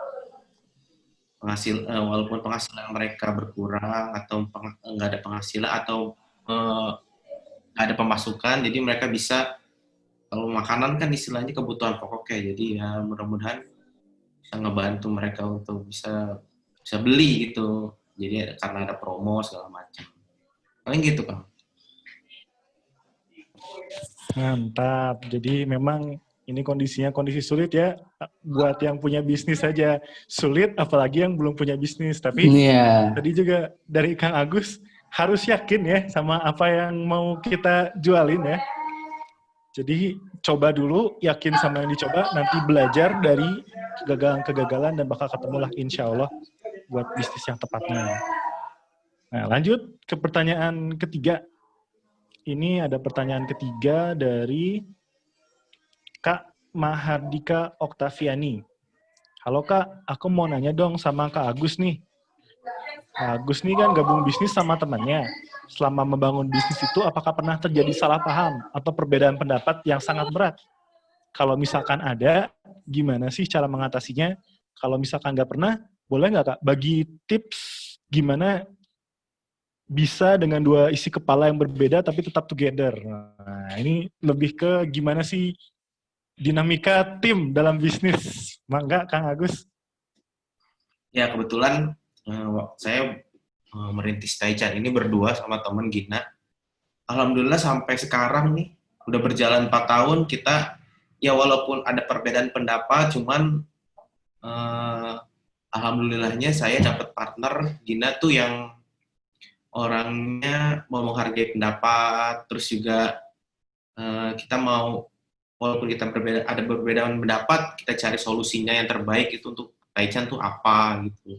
Jadi sampai sekarang nih, selama 4 tahun ini nih, kita nggak pernah ada ribut segala macam. Ya buktinya kita bisa sampai sekarang gitu, bisa buka cabang sampai 11 cabang, bisa bertahan sampai 4 tahun, itu tuh nggak gampang. Ya karena kita satu sama lain saling mengisi gitu. Contohnya kalau misalnya kayak kita kontrol ke outlet-outlet kita yang di luar kota, kalau Gina nggak bisa, nanti saya yang masuk, saya yang jalan. Kalau misalnya saya nggak bisa, Gina yang jalan. Gitu. Nggak ada pembagian khusus sih buat tugasnya, tugas saya apa, Gina apa. Cuman kita saling mengisi aja. Gitu. Ya untungnya saya dapat partnernya yang seperti itu gitu. Belum pernah sih, maksudnya belum pernah ngalamin saya dapat partner yang jelek lah istilahnya. Jadi saya nggak bisa ngasih pendapat kalau misalnya dapat partner yang seperti itu. Gitu, paling gitu aja sih kan. Mantap. Jadi dari Akang juga mungkin lebih ke arah pilihan partner pertamanya ya disaring dulu. Jadi memang yang cocok gitu ya. Sama Alhamdulillah dapatnya cocok. Sama tadi dari Akang rumah mungkin lebih ke ya cari win-winnya lah untuk masa depan bisnis yang lebih baik ya. Jangan bawa ego masing-masing dalam bisnis gitu ya. Nah, mungkin juga Faiz juga tadi kan ada ini ya co-foundernya juga. Yang lain mungkin bisa berbagi pengalaman juga gimana di Eduka dinamika timnya. Sama sih sebenarnya, yang penting apa namanya ya perdebatan pasti ada sih. Yang penting jangan dibawa ke hati aja lah. Kalau misalkan apa namanya ya kan ya pasti tujuannya sama-sama baik buat Eduka gitu ya, buat perusahaan. Jadi ya selama kita saling menghargai dan tahu motivasi dia ngomong itu apa, ya seharusnya nggak bakal sampai parah banget sih. Mantap. Jadi debat mah biasa ya, tapi no hard feeling lah ya. Iya. Nah, jangan makan hati gimana, ini semua perlu disadari bahwa semua juga buat kebaikan bisnisnya masing-masing. Mungkin itu Iya. buat Kak Mahardika. Terima kasih Kang Agus sama Kang Faiz. Lanjut ke pertanyaan keempat. Ini mungkin pertanyaannya satu-satu, ada buat Kang Agus satu dan buat Kang Faiz satu. Nah, buat Kang Agus dulu mungkin ya. Pertanyaan untuk Kak Agus dari Kak Anis. Pertanyaan untuk Kak Agus Yahya, bagaimana cara kakak untuk selalu menetapkan kepercayaan pelanggan terhadap produk kita? Yang mana setiap waktu pasti akan ada produk atau makanan baru. Jadi lebih ke gimana mendapatkan trust dari pelanggan. Mungkin bisa dijawab dulu, Kang? Ya, emang tiap waktu itu pasti ada makanan baru, ya. Maksudnya produk-produk baru yang sejenis ataupun yang berbeda jenis. Kalau saya di Taichan sih, saya selalu menerapkan ke tim juga, ke karyawan juga. Yang penting kita udah maksimal, resep kita, menu kita, pelayanan kita udah maksimal. Tidak ada yang tidak ada yang terlalu banyak berubah dari soal rasa, terus juga inovasi kita masih berjalan, ya udah tinggal kita balikin lagi aja ke konsumen, gitu. Tinggal konsumen juga sekarang udah pinter-pinter kok, udah bisa menilai, apalagi kalau misalnya pelanggan-pelanggan setia kita nih, Sate Taichan Bengawan, mereka itu kalau yang saya lihat itu mereka loyal banget, terus juga kalau emang ada sesuatu yang kurang dari Taichan, mereka pasti langsung lapor. Mereka biasanya lapor atau komplain ke Instagram, ke DM kita, langsung kita evaluasi ke cabang yang terkait gitu misalnya. Jadi untuk kepercayaan pelanggan sih kita balikin lagi ke mereka. Yang penting kita udah maksimal, kita sesuai dengan SOP yang udah kita buat, terus juga pelayanan juga maksimal, rasa juga maksimal. Jadi ya udah tinggal kita balikin lagi ke mereka gitu. Mereka juga sekarang udah bisa menilai gitu kan. Mantap, ini juga jawabannya luar biasa sekali ya. Jadi kita mah melakukan yang terbaik, insya Allah ketulusan kita sampai ya ke customer. Tadi juga tetap dengarkan sebenarnya feedback dari customer tuh seperti apa ya Kang ya. Jadi kita mah tulus melakukan yang terbaik dan dengarkan juga perkataan customer. Nah, itu dari Kang Agus buat pertanyaan Kak Anis. Nah, dari Kak Anis juga nanya untuk Kak Faiz. Bagaimana cara dan tips kakak untuk bisa membagi waktu perkuliahan dengan mengembangkan Eduka? Waduh nih, time management gimana Kang, Eduka? Nah, ini selalu lagi aku ngisi seminar pertanyaannya sering banget ini. Gimana kita membagi kuliah sama mengembangkan bisnis ya? Kalau dulu sih sebenarnya aku ini ya yang penting konsisten dulu sih, kayak setidaknya ada 1 kali seminggu kita ada weekly meeting gitu ya. Di weekly meeting juga kita cuma bahas-bahas hal ringan aja kayak apa yang udah kita kerjain seminggu lalu, terus apa yang mau kita kerjakan minggu depan, dan terus ada masalah apa selama 1 minggu ini gitu. Dan masalah juga nggak hanya masalah tentang bisnis, tapi ceritanya juga aja masalah kuliah atau misalkan masalah hati misalnya, kayak ya di situ cerita aja gitu sama kita berempat, sehingga ya dulu founder kita ya kita bonding juga sekalian, dan kita jadi malah kayak kadang kalau ada tugas ya kita bisa saling bantu tugasnya gitu, kayak oh nih gue bantuin dah tugas lo gitu kan. Jadi banyak hal sih, yang penting pertama konsisten dulu aja, dan kedua kalau masalah waktu ya aku sih selalu setidaknya aku sediakan beberapa jam gitu sehari untuk ngurus Eduka gitu. Kayak misalkan dari jam 10 malam sampai jam 12 malam gitu, itu waktunya Eduka gitu ya. Nah, jadi ibaratnya kalau kita di Google Calendar nih udah langsung ngeblok aja lah gitu. Ngeblok 2 jam untuk Eduka. Pokoknya nggak boleh ada apa-apa lagi selain Eduka. Sehingga kita termotivasi juga kayak, oh jam 10 berarti udah harus ngelarin semua tugas-tugas kuliah gitu. Ya cuman ya ini kalau kita realistisnya sih ya, tetap aja pada akhirnya emang bakal susah gitu ketika kita pengen fokus kuliah dan juga fokus bisnis gitu. Jadi ya kalian harus pilih salah satu yang mana yang ya namanya juga resiko gitu ya. opportunity cost-nya harus diambil gitu. Kayak aku pun juga kuliah tetap deliver, tetap mengerjakan tugas-tugas, tapi emang nggak bukan yang mahasiswa yang wow banget lah gitu. Nah, karena aku sadar bahwa aku pengen mengejar di bisnis ini, tapi tetap tidak melupakan kuliah juga gitu. Itu sih. Mantap. Jadi jawabannya memang harus konsisten dan ada dedicated time ya. Jadi kita tadi istilahnya book time, misalkan jam berapa sampai jam berapa itu didedikasikan untuk bisnis. Ya, satu lagi. Kalau misalkan mau kalau misalkan mau buat bisnis pas kuliah, yang dikurangin itu waktu tidurnya, jangan waktu belajar kuliahnya. Itu yang suka pada malah ngurangin waktu belajar ya kan. Wah, itu juga tuh. Mungkin bisa didengarkan ya buat teman-teman. Jadi yang dikurangi itu waktu tidur, waktu main itu ya mungkin ya. Iya. Bukan waktu belajar. Iya. Bagus. Terima kasih Kang Faiz. Kita lanjut ke pertanyaan selanjutnya. Nah, ini pertanyaan selanjutnya. Dari Kak Bella Salima. Izin bertanya Kak, untuk memulai bisnis, apakah harus sesuai dengan passion yang dimiliki? Wah, ini mungkin ke Kang Faiz dulu nih, yang tadi udah nyoba macam-macam ya. Gimana Kang?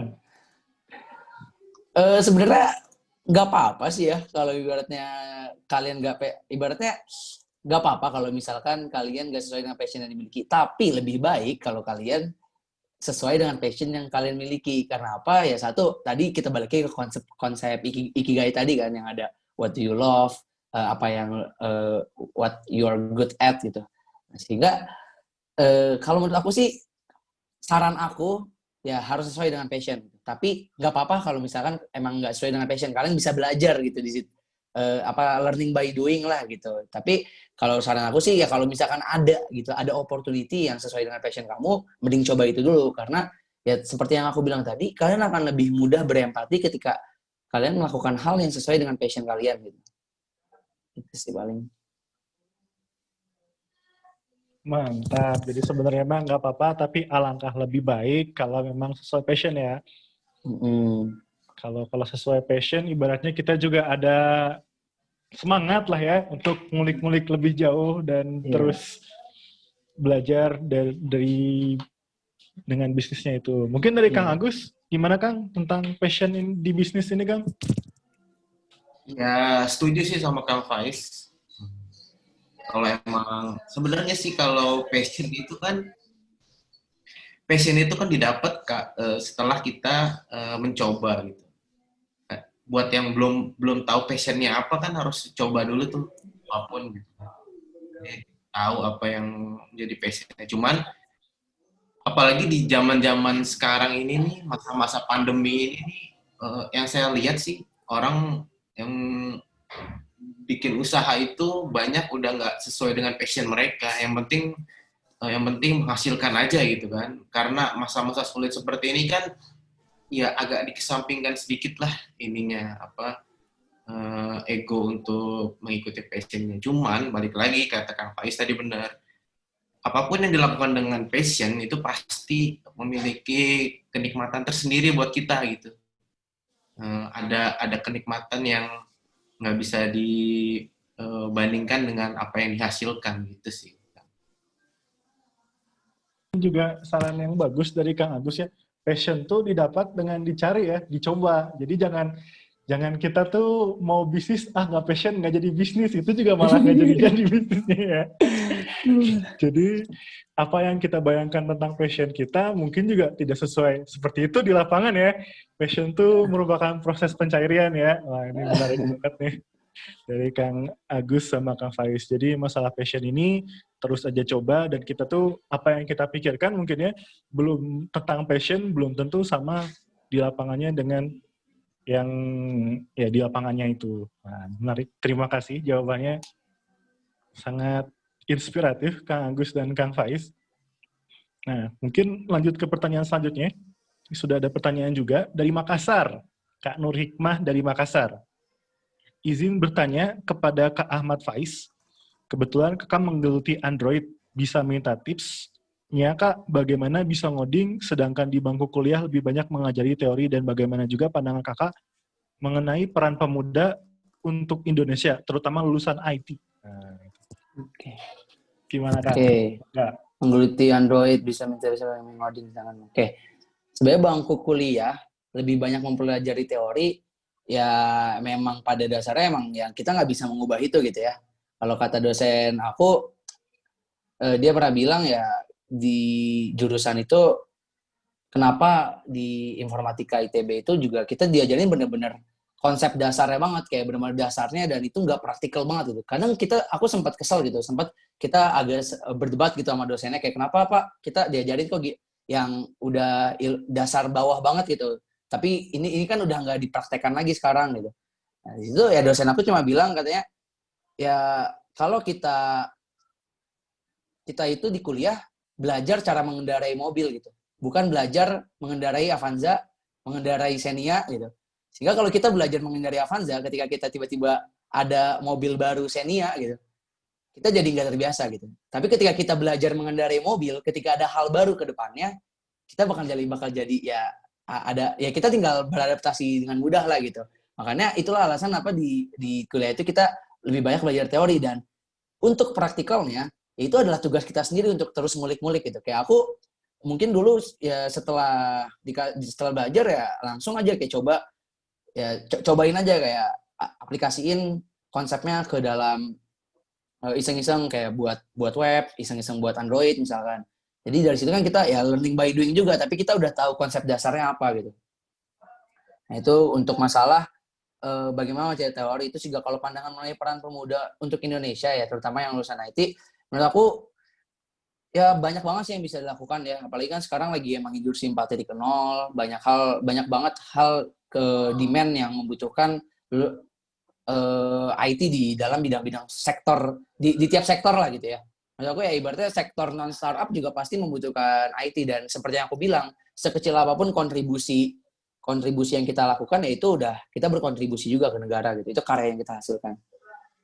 Itu sih.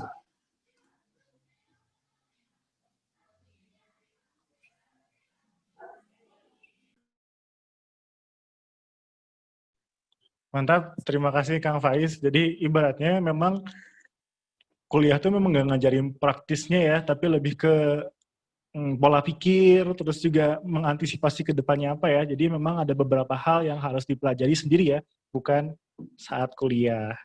Nah, tadi ada yang raise hand dari, mungkin bisa lagi tadi Kak Juandi ya kalau nggak salah. Kak Juandi ingin bertanya?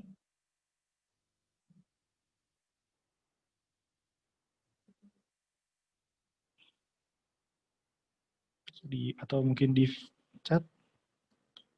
Oh tadi Kak Juandi juga mungkin sudah bertanya via chat ya, dari Kak Juandi. Untuk Kang Faiz lagi nih, selamat siang Kang Faiz, saya Juandi dari Sekolah Tinggi Agama Katolik Negeri Pontianak. Ingin bertanya bagaimana cara Kakak Faiz membagi waktu antara kuliah dan usaha, juga misalkan peluang usaha itu sendiri sudah ada dan kita terhambat oleh modal atau biaya. Jadi cara Kak Faiz untuk menemukan dan bangkit lagi gimana? Jadi mungkin buat yang pengelolaan waktu sudah dijawab tadi ya, lebih ke, nah ini juga pertanyaan yang menarik nih, banyak ditanyakan juga. Bagaimana memulai bisnis tanpa modal atau biaya? Mungkin bisa dari Kang Faiz dulu. Mulai bisnis tanpa modal,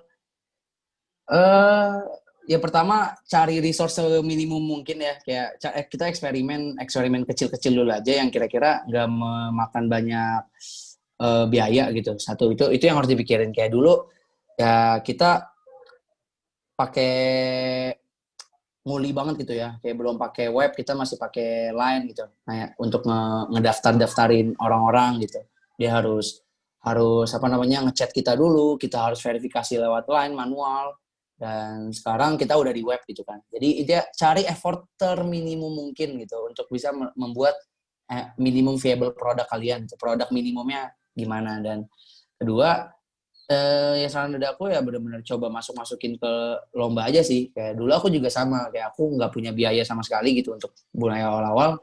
Ya akhirnya aku ikut-ikut banyak lomba aja gitu, masukin ke lomba-lomba, dan uangnya untuk modal awal.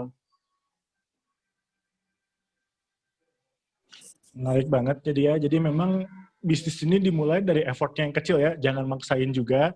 Mulai dari minimum viable product tadi istilahnya ya Kang ya. Hmm.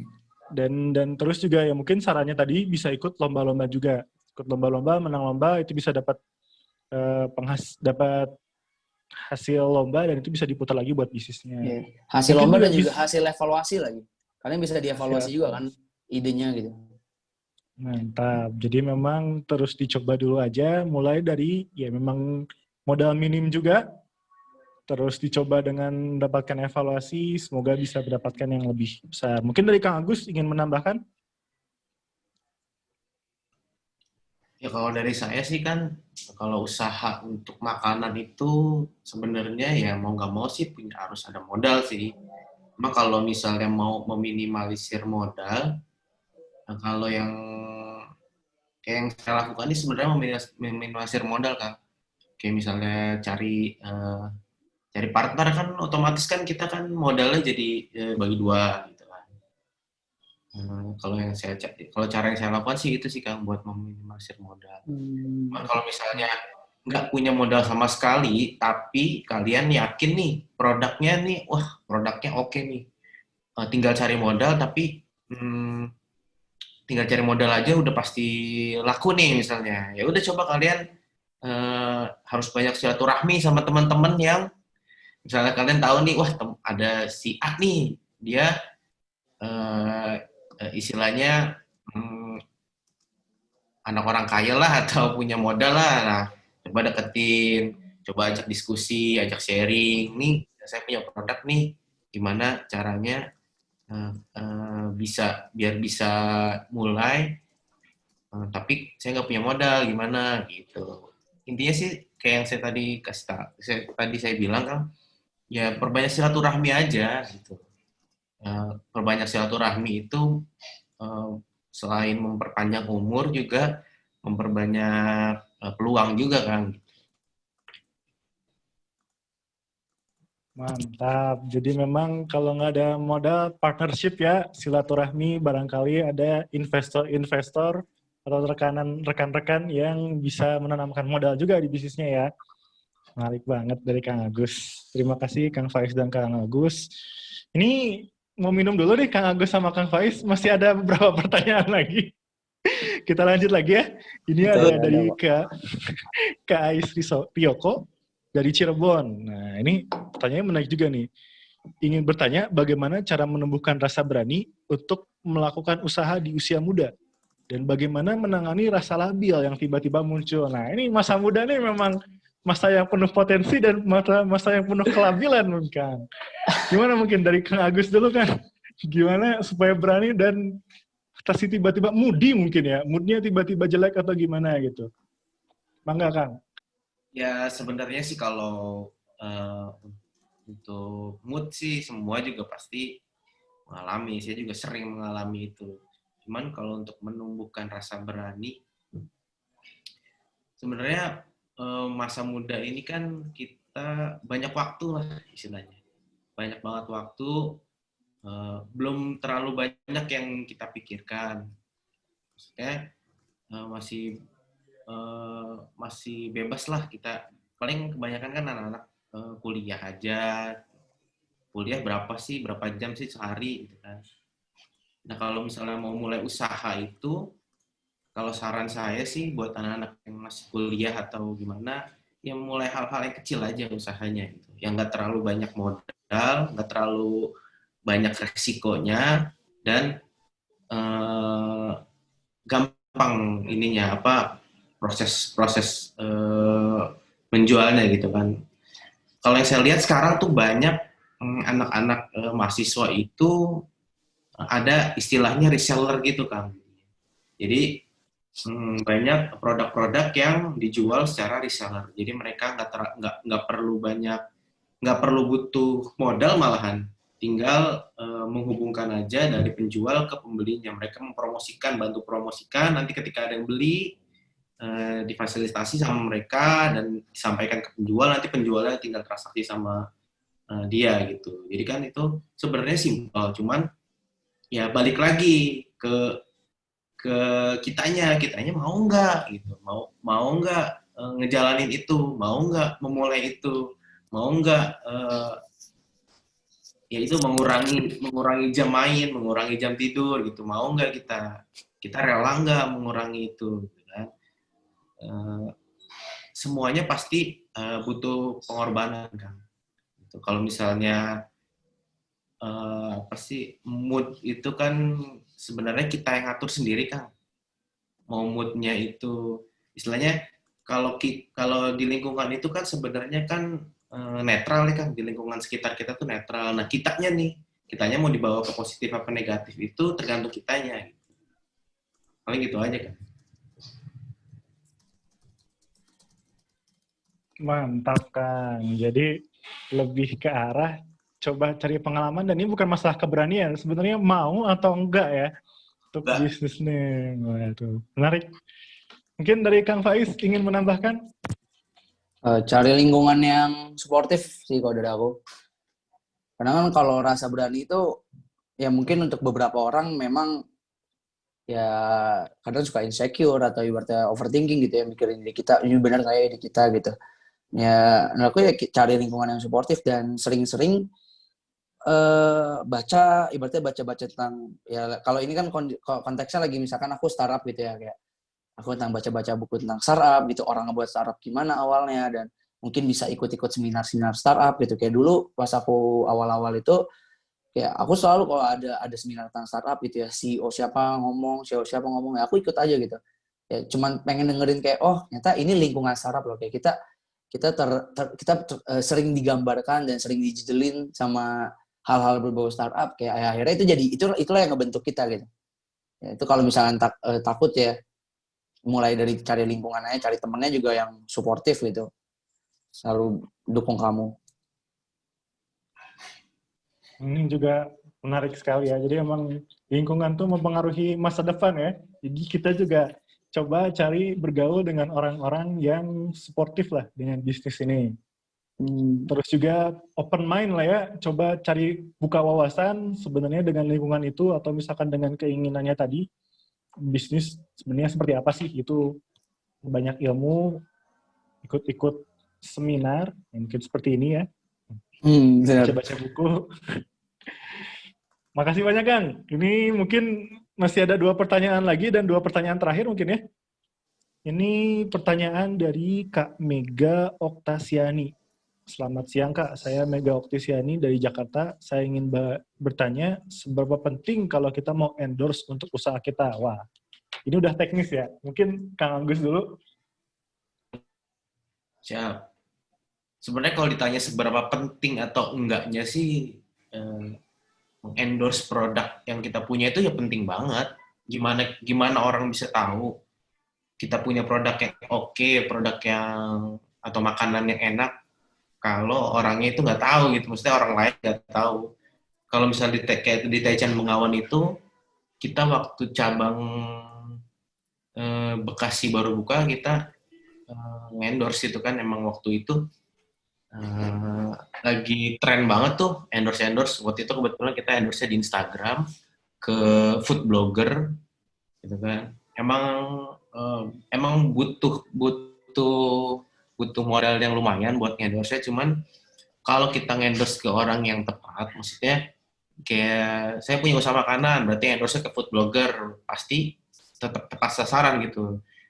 Yang pengikut mereka juga pengikut si food blogger ini kan pasti kan yang hobinya kuliner.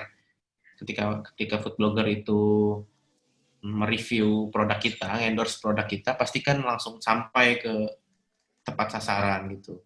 Sebenarnya kalau misal ditanya penting atau tidak, penting banget. Cuman kadang emang butuh modal yang lumayan buat endorse. Dan kalau saran saya sih buat teman-teman yang belum punya modal buat endorse, maksudnya ya dari lingkungan terdekat aja dulu, teman-teman atau saudara, nanti kan dari mereka juga kan minta tolong. Hampir semua kan sekarang kan punya media sosial tuh Kang. Jadi siapapun bisa bisa maksudnya bisa terhubung gitu. Ya, kalau misalnya mau yang endorse yang nggak terlalu modalnya besar, ya paling minta tolong teman, saudara, ntar mereka bantu lagi ke temannya lagi, gitu aja sih Kang. Ya, yang saya bilang itu silaturahmi itu penting banget Kang. Mantap kan. Jadi sebenarnya dari ini endorse tuh penting. Nah, cuman gak usah mikir kejauhan dulu. Endorse celebrity dari teman-teman dulu aja ya Kang ya. Nah, jadi kita coba dari teman-teman kita, coba tawarin, tolong dong ini dibantu dipromosiin. Karena gimana pun juga ya rekan-rekan kita inilah sebenarnya pejuang-pejuang ya, pasukan-pasukannya gitu ya.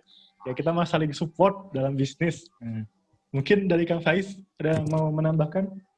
Ya, sama sih, yang penting cari yang less apa penting, cuman cari yang less resource aja kalau ibaratnya masih awal-awal gitu ya. Karena kan uang juga masih, kalau kita masih awal-awal bangun kan pasti kendalanya pasti di finansial gitu ya.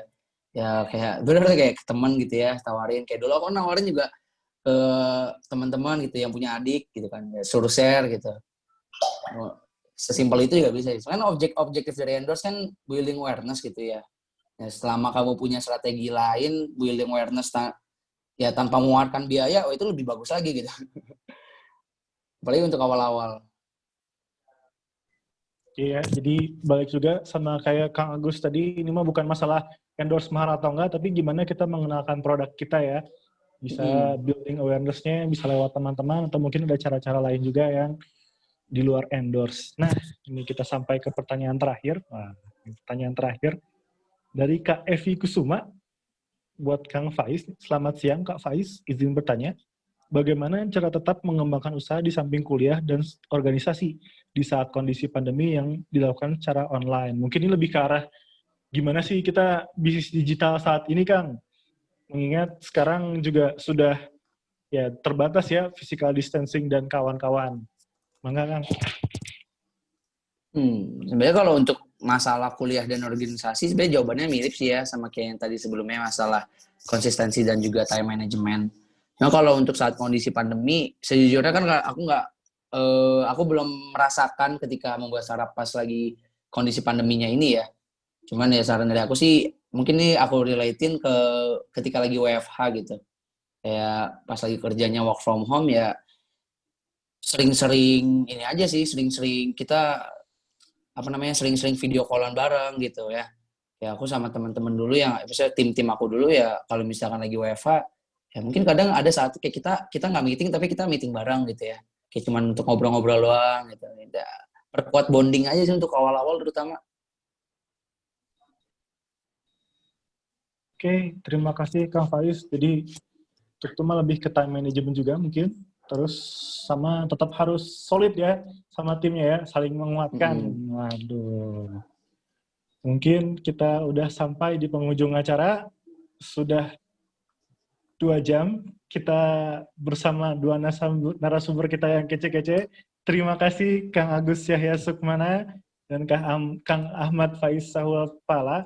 Buat teman-teman juga mungkin bisa memfollow Instagramnya dari masing-masing dan bisnisnya. Buat Eduka ada @edukasystem dan buat Taichan ada @taichan Bengawan. Sekali lagi terima kasih Kang Agus dan Kang Faiz. Banyak banget yang didapat, ada beberapa keywords tadi yang muncul juga bahwa coba, hasil itu didapatkan dari mencoba ya, bukan belajar. Jadi mungkin yang kuliah juga tetap aja jalan, bisnis mah jalan, belajar jalan, terus juga tadi silaturahmi dan kolaborasi ya. Di era-era seperti ini mah memang kita harus mengandalkan relasi kita. Jadi kita mulai dari teman-teman dekat, lingkungan-lingkungan sekitar yang untuk mempromosikan bisnis kita, atau mungkin tadi juga siapa tahu bisa juga jadi investor gitu ya. Itu juga kita mulai dengan silaturahmi dengan teman-teman terdekat ya, saling support lah antar bisnis. Dan mengingatkan juga untuk teman-teman di sini bahwa nanti pukul 4 sore masih ada satu sesi lagi dari Legalken. Itu sesi keprofesian yang nanti akan diisi oleh Kang Yorga Permana yang merupakan akademisi, dosen dari SBM ITB, dan ada Teh Putri Komarudin yang merupakan DPR fraksi Golkar. Itu ya. Jadi mungkin buat teman-teman yang masih ingin mendalami lagi nih, sebenarnya kita sebagai pemuda bisa apa? Apa yang bisa kita kontribusikan untuk negara? Itu bisa masih ada satu sesi lagi nanti jam 4. Dan terima kasih juga kepada rekan-rekan yang sudah berkenan hadir saat ini. Mungkin terakhir banget, closing statement dari masing-masing nih. Wah, asik. Dari Kang Faiz dulu, mungkin closing statement-nya gimana, Kang?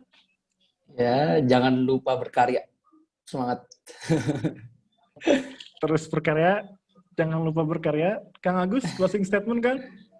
Ya, kalau dari saya sih ya buat teman-teman nih, pemuda-pemudi nih, harapan bangsa, harus tetap semangat, apapun kalian bidangnya. Yang masih kuliah tetap semangat kuliahnya, yang masih kerja tetap semangat kerjanya, yang masih berwirausaha tetap semangat walaupun masa-masa pandemi gini. Saya mau kutip ada quotes dari teman saya, namanya Mas Danu Sofwan. Ini khusus buat yang berwirausaha. Jadi gini quotes-nya. Untuk memulai usaha itu perlu aksi. Untuk menjalankannya itu perlu berani. Agar besar dan berkembang itu, agar besar dan berkembang dan berkelanjutan itu ada 3 kuncinya. Yang pertama itu ilmu. Ilmu itu bagian dari ikhtiar yang kita lakukan. Yang kedua itu amalnya, itu amal untuk memperlancar semuanya. Dan terus-menerus belajar itu untuk membuat sesuatu yang kecil itu menjadi besar. Paling gitu aja sih dari saya, Kang. Mantap, keren banget, Kang. Aksi, berani, dan ilmu ya. Jadi memang ada prosesnya juga tadi, kita butuh aksi dulu, lalu butuh keberanian juga untuk mulai usaha, dan untuk membesarkannya butuh keilmuan. Terima kasih sekali lagi buat Kang Faiz dan Kang Agus. Sama. Saya Narendra di sini, izin untuk menutup forum, dan nanti buat teman-teman masih bisa join satu sesi lagi, sesi keprofesian nanti pada pukul 4 sore bersama Kang Bidi, Kang Yorga, dan Kak Putri. Saya izin tutup untuk webinar hari ini. Assalamualaikum warahmatullahi wabarakatuh. Waalaikumsalam Waalaikumsalam warahmatullahi wabarakatuh.